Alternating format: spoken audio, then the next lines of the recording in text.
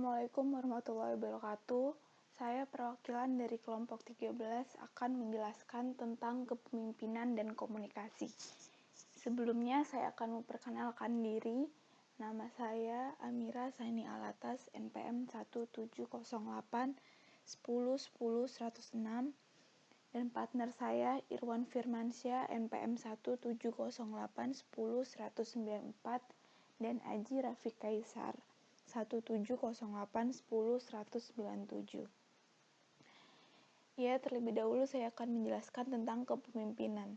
Kepemimpinan atau leadership merupakan sebuah kemampuan yang dimiliki oleh seseorang untuk mempengaruhi orang lain dalam hal pekerjaan, yang bertujuan untuk mencapai tujuan organisasi yang telah ditetapkan sebelumnya.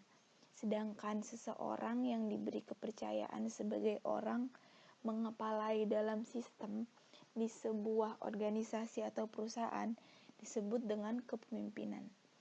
Sedangkan komunikasi didefinisikan sebagai proses penyampaian pesan dari komunikan dengan komunikator. Dalam proses ini, baik pembawa dan penerima pesan akan memakai tanda atau simbol yang sama. Komunikasi dideskripsikan juga sebagai proses penukaran informasi atau ide untuk mencapai pemahaman bersama. Komunikasi kepemimpinan dalam organisasi. Komunikasi kepemimpinan merupakan salah satu topik yang menarik untuk dibahas keterkaitannya dengan komunikasi organisasi. Seorang pemimpin organisasi harus memiliki gaya komunikasi kepemimpinan yang tepat agar bisa membawa organisasinya mencapai tujuan. Komunikasi kepemimpinan yang baik akan memastikan tiap anggota organisasi bisa mengerjakan tugasnya dengan baik. Mengapa komunikasi penting? Sebagai sarana mengarahkan dan mengendalikan kegiatan, memahami tujuan organisasi, dan mempengaruhi orang-orang untuk meyakini bahwa tujuan organisasi di masa depan merupakan hal yang berharga untuk diperjuangkan. Melalui komunikasi yang efektif, tiap orang di dalam organisasi akan memiliki pemahaman dan perseptif yang sama dalam memahami visi dan misi organisasi di masa depan. Peran manajer dan pemimpin dalam proses komunikasi. Yang pertama, sebagai information processor yang memfokuskan pada pengkomunikasian data-data, fakta, statistik, dan keputusan. Bertanggung jawab dalam mengarahkan dan mengkontrol melalui informasi yang disebarkannya pemimpin. Kedua, sebagai communication champion yang mengkomunikasikan visi. Dituntut membangun visi bersama, menyebarkan keyakinan, komitmen, dan semangat bawahan. Yang ketiga, pemimpin tidak saja dituntut untuk mampu berbicara secara efektif, tetapi juga harus mampu menjadi pendengar yang efektif.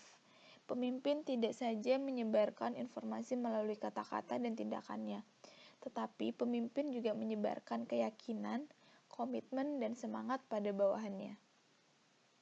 Komunikasi holistik. Komunikasi holistik merupakan gaya komunikasi di mana si pemimpin tidak hanya memandang dirinya sebagai pemimpin, namun juga memiliki kedalaman pemahaman akan mereka yang dipimpin. Pemahaman ini dalam konteks habitat alias ruang bergerak. Jadi ada 3 faktor pemimpin, yang dipimpin, dan lingkungan. Komunikasi interpersonal. Komunikasi interpersonal yaitu komunikasi antar komunikator dengan komunikan. Komunikasi ini dianggap paling efektif dalam mengubah pola pikir, sikap, pendapat, atau perilaku seseorang, karena sifatnya yang dialogis berupa percakapan. Komunikasi ini sangat penting dalam dunia organisasi maupun perusahaan. Komunikasi formal, informal, dan non-verbal. Yang pertama, komunikasi formal. Komunikasi yang disetujui oleh organisasi itu sendiri dan sifatnya berorientasi pada organisasi.